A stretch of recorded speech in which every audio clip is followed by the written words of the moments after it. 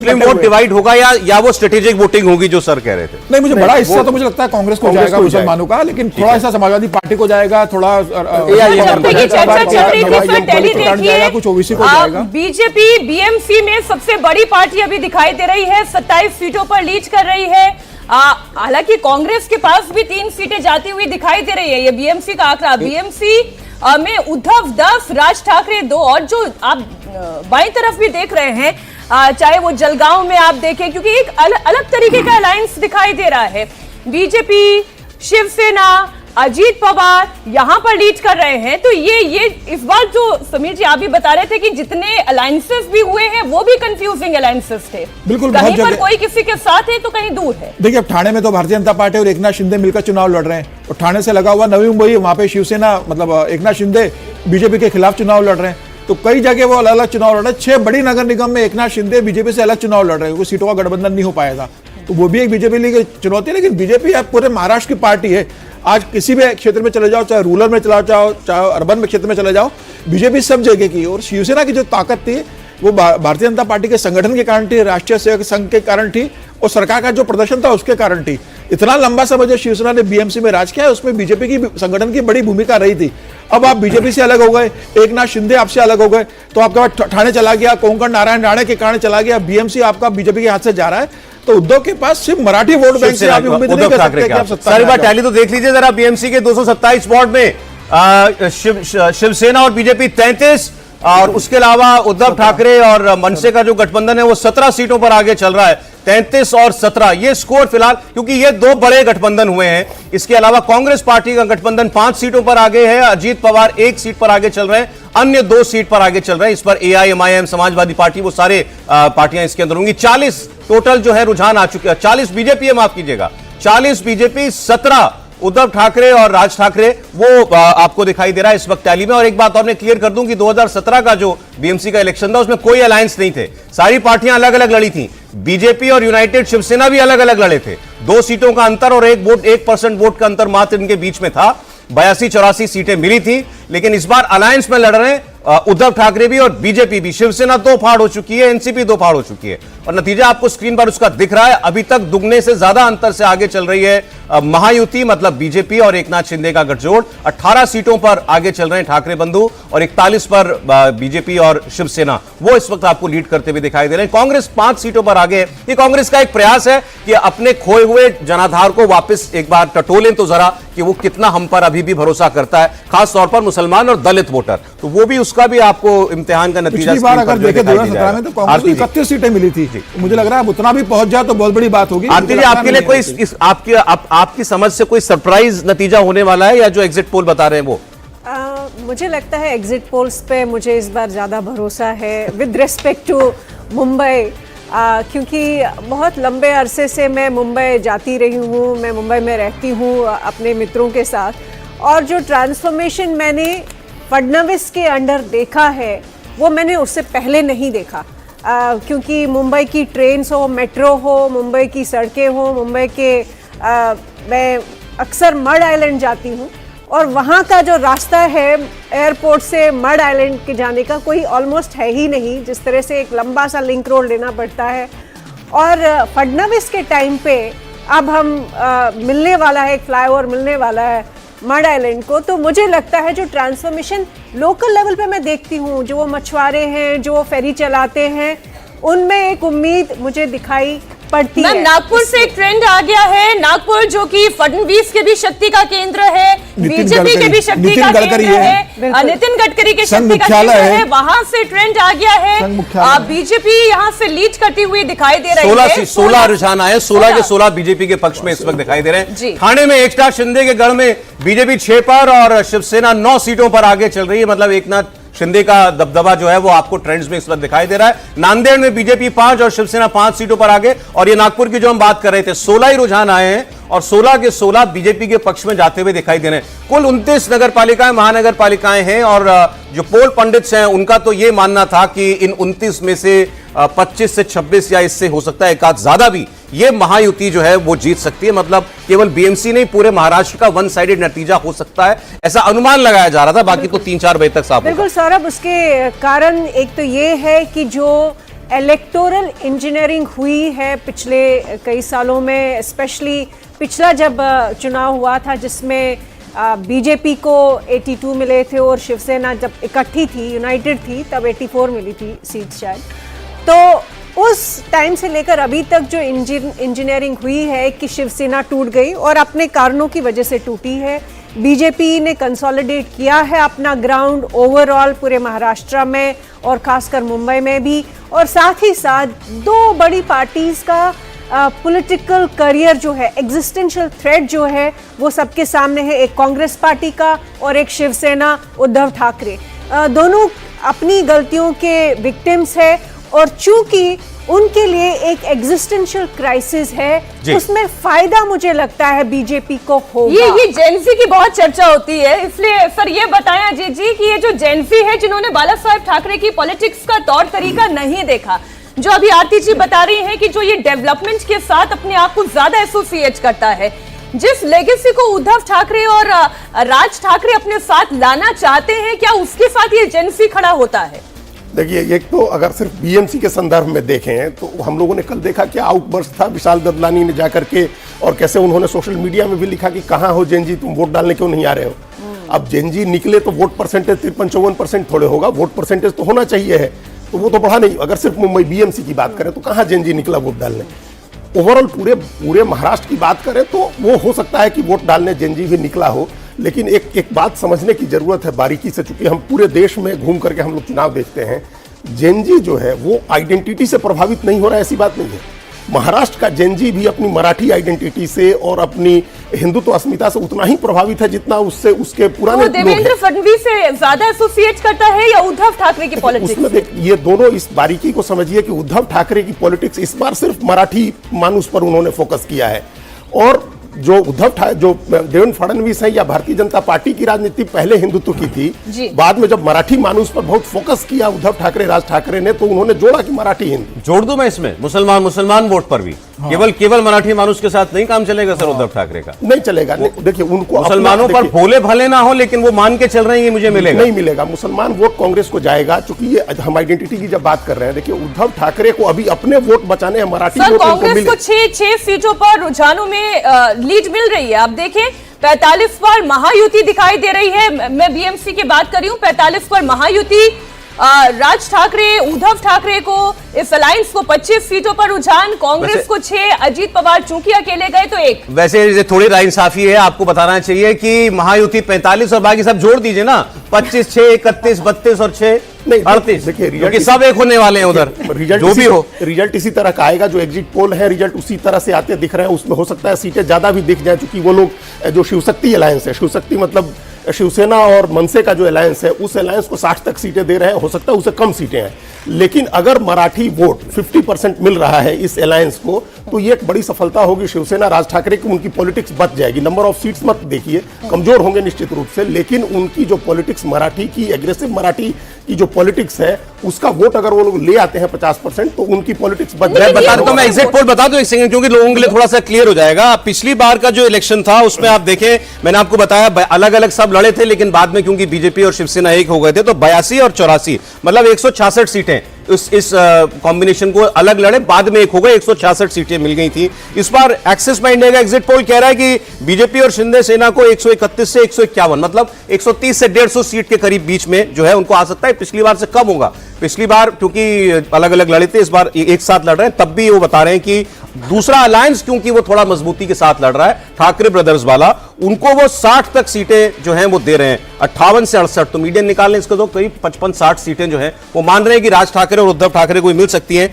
इसको अगर आप पिछली बार के नतीजों से देखें, मैंने आपको बताया शिवसेना को पिछली बार 84 सीटें मिली थी, लेकिन मनसे जो थी वो 7 सीटें जीती थी, 7 सीटें वो जीती थी। इस बार मनसे को हो सकता है इस 60 में से वो मान रहे हो कि 12-15 सीटें जो है वो आ रही हो। तो ये अलायंस ऐसा नहीं है कि ग्राउंड पे बिल्कुल नहीं है। उद्धव ठाकरे और राज ठाकरे ने कुछ ट्रैक्शन हासिल किया है, लेकिन क्या वो इतना है कि वो चुनौती दे शिवसेना और बीजेपी के ग्राफ को? ये थोड़ा सा अभी एग्जिट पोल करने वाले और महाराष्ट्र को समझने वाले लोग जो हैं वो नहीं मानने को तैयार हैं। बाकी कांग्रेस और बाकी पार्टियां जो लड़ रही हैं वो फेंस सिटर्स होंगी, इसमें कोई शक लग नहीं रहा फिलहाल। हालांकि 10 सीट अब कांग्रेस आपको लीड करती हुई इस पे दिखाई दे रही है। अवधेश जी, देखिए, इसके पहले ना 2 दिसंबर और 20 दिसंबर को महाराष्ट्र में एक और लोकल चुनाव हुआ था, उसमें आप देखिए नगर पंचायत के चुनाव हुए थे, उसमें 288 शहरी निकायों के थे, 246 नगर परिषद, 42 नगर पंचायत के।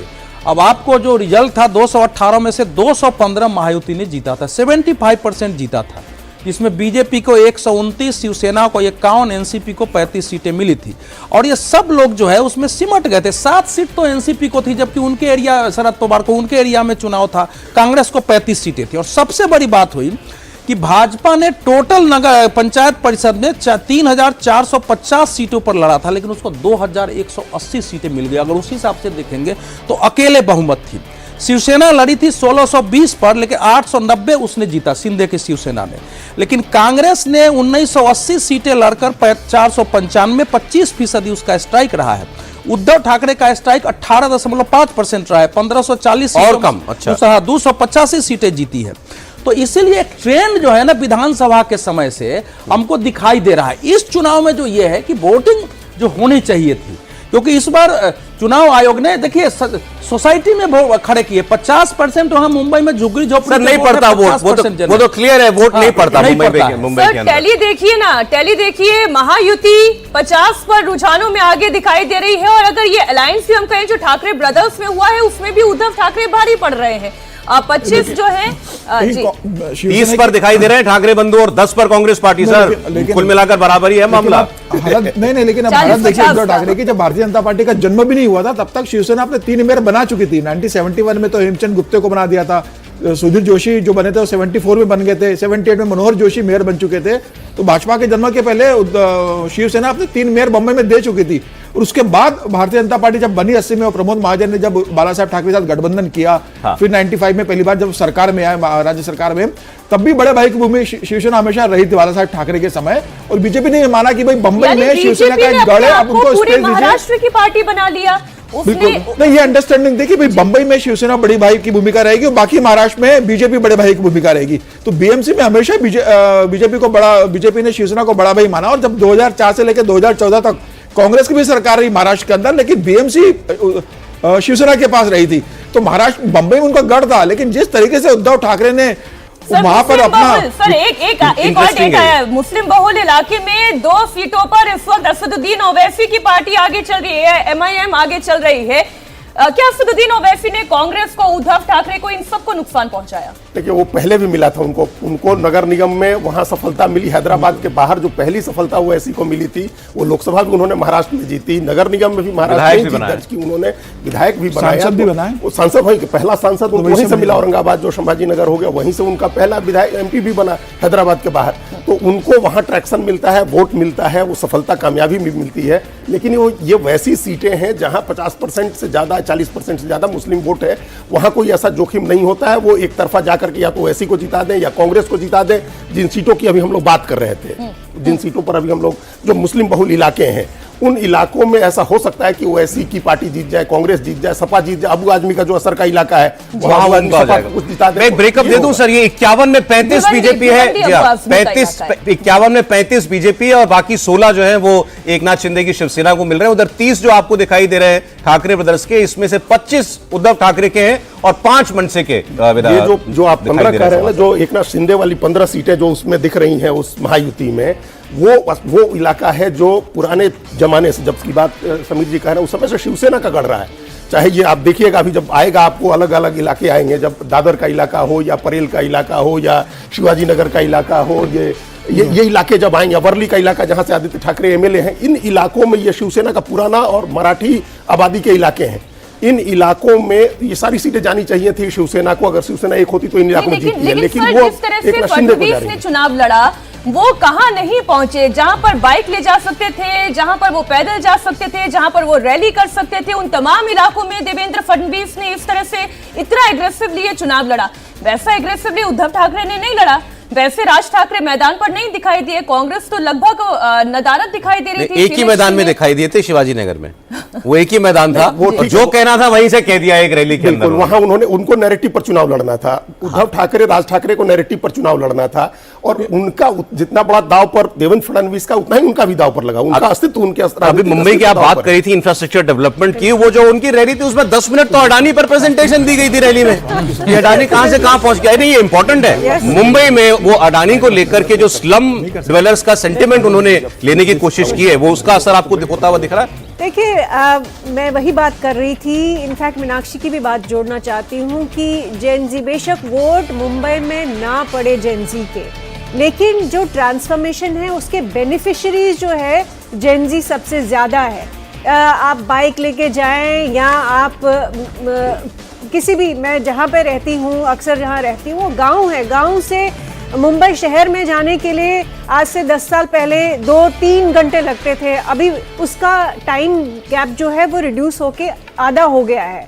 तो उसके बेनिफिशियरीज जो है वो सिर्फ जेनजी नहीं, बाकी लोग भी है, और इसका रियलाइजेशन जो है वो लोगों को है। और इसको आप नेगेट नहीं कर सकते, चाहे आप कितना कुछ नैरेटिव। मेरी बात आरती जी इसलिए कि आप भी, जो क्योंकि आप अक्सर, आपको वहां का पता है, डेमोग्राफी का भी पता है, और किस किस्म के सेटलमेंट्स हैं वो भी, तो मोटा मोटा मैं उनको सुन रहा था वोट पाइप के अमिताभ तिवारी जी को, उन्होंने कहा कि 50% मानिए बिल्डिंग में रहने वाले लोग, बिल्डिंग में और बंगलों में रहने वाले लोग, और 50% मानिए आप जो चौल्स में या जो स्लम्स में रहते हैं, झोपड़पट्टी में रहते हैं। तो ये बटा हुआ है ये, और इसमें भी माना जाता है कि वो जो स्लम वोट है वो ज्यादा डलता है, बिल्डिंगों के लोग जो है कम निकलते हैं, और बिल्डिंग वाला वोट ज्यादा इनका है, बीजेपी प्लस का वोट है, और उस स्लम विलेज में वो वोट बटा हुआ है, और उसमें एकनाथ शिंदे कितना अग्रेसिव कैंपेन कर पाया, निकाल पाया, ये सबसे बड़ी परीक्षा उनकी। स्लम का वोट जो है ना, नहीं, मुझे लगता है कि यहाँ पे जो स्ट्रेटेजिकली, इनफैक्ट समीर जी भी बोल रहे थे कि कई सारे एरियाज में बीजेपी शिवसेना इकट्ठे तो लड़ रही है, कई सारे इलाकों में वो नहीं लड़ रही है,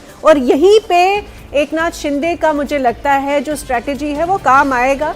स्लम वाले जो एरियाज है जहाँ पे अभी भी वो जो मराठी आइडेंटिटी वो वहाँ ज्यादा है, वो वहाँ ज्यादा है, बिल्कुल। वहाँ पे वो जो लैंग्वेज है, वो जेनजी जो डिस्कनेक्ट हो चुकी है उस आइडेंटिटी से, वो वहाँ पे ज्यादा है, और वहाँ पे शिंदे फैक्टर। आप कुछ बोल रहे थे जी इसमें?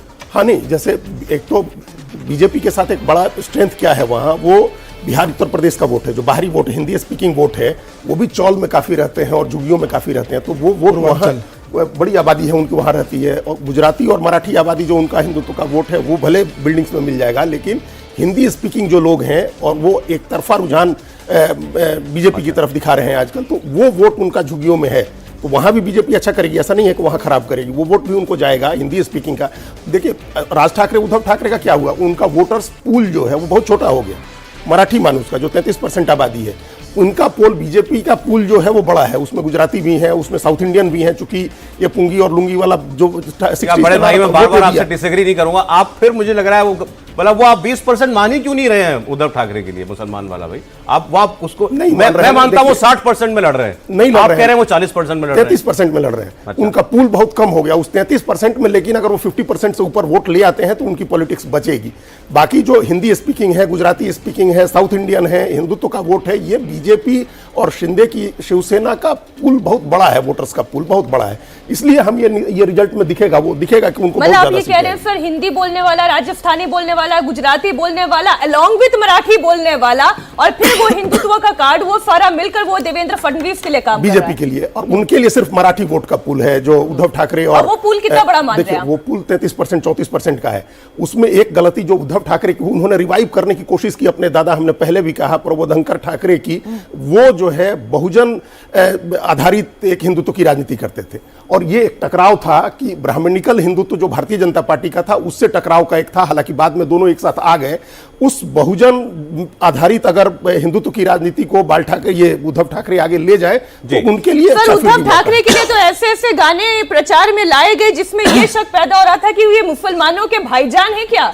ये ऐसी स्ट्रैटेजी भी थी। भारतीय जनता पार्टी और शिंदे ने जो बांग्लादेशी रोहिंग्याओं का मुद्दा जबरदस्त उठाया, वो झुग्गी झोपड़ी में वो ज्यादा उसका महत्व है, और वो चूंकि काम करने आते हैं तो दोनों जगह महत्व है, और वो वहां उसका असर देखा है। दूसरा, जो 5 साल में उन्होंने जो पहले भी विधानसभा में कहा था ना कि भाई 3.5 करीब करीब लाख घर हम देंगे इस एरिया में। और जो अडानी का जो इशू है वही तो है कि उस क्षेत्र के विकास के लिए अडानी को दिया गया, जिसमें शरद पवार ने कहा कि वो तो लेने के लिए तैयार नहीं था। धारावी का डेवलपमेंट, धारावी का डेवलप हमने किया है। और दूसरा धारावी में देखेंगे कि पोलराइजेशन की स्थिति आपने देखा है कि वहां के जो सर कितनी आबादी है धारावी की, कोई अंदाजा है? धारावी के तो 25 लाख है। 25 लाख लोग, मतलब, और पूरे मुंबई की 1.5-2 करोड़ होती है ना। 1 crore voter, 1 crore 3 lakh voter, 1 crore 3 lakh voter है। तो क्या है कि उस क्षेत्र में हम सब लोग, आपके कहानी कुर्सी में भी हमने अनेक दिखाए हैं कि जो उस क्षेत्र के अवैध मस्जिदें थी, जिसको लेके बड़ा आंदोलन था, जो सड़कें जाम हो जाती थी, वो झुग्गी झोपड़ी के थे, जिसमें बीजेपी ने स्टैंड लेके उसको तोड़ा, गिराया है, उसमें नोटिस दिया है, बाहर निकाला है। तो इस सब से भी वहां एक असर है। तो इसलिए झुग्गी झोपड़ी का वोट जो है वो वन साइडेड जाना नहीं है। पिंपरी चिंचवाड़ में बीजेपी और एनसीपी में टक्कर की लड़ाई दिखाई दे रही है इस वक्त। ये पुणे पिंपरी चिंचवाड़ बेल्ट जो है, यहां पर अजीत पवार और शरद पवार एक है, मैं आपको याद दिला दूं। तो यहां महायुति टूटी है और बीजेपी टक्कर दे रही है उनको। अब अगर ये भी ले लिया उन्होंने,